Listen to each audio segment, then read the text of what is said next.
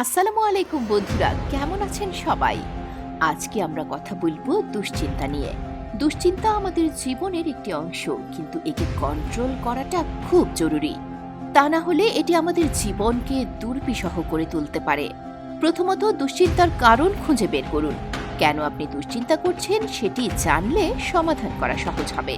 দ্বিতীয়ত, নিজের মনকে শান্ত রাখার চেষ্টা করুন। লম্বা শ্বাস নিন, মেডিটেশন করুন অথবা হালকা ব্যায়াম করুন। তৃতীয়ত, আপনার পছন্দের কাজগুলো করুন। গান শুনুন, বই পড়ুন বা বন্ধুদের সাথে আড্ডা দিন। চতুর্থত, সময় দিন। সব সমস্যার সমাধান সময় নেয়, তাই ধৈর্য ধরুন এবং নিজের ওপর বিশ্বাস রাখুন। পঞ্চমত, পরিস্থিতি যদি হাতের বাইরে চলে যায় তাহলে একজন বিশেষজ্ঞের পরামর্শ নিন। মনে রাখবেন, আপনি একা নন। আমরা সবাই কোনো না কোনো সময় দুশ্চিন্তার শিকার হই। তাই দুশ্চিন্তা না করে এর সমাধানের চেষ্টা করুন। ধন্যবাদ।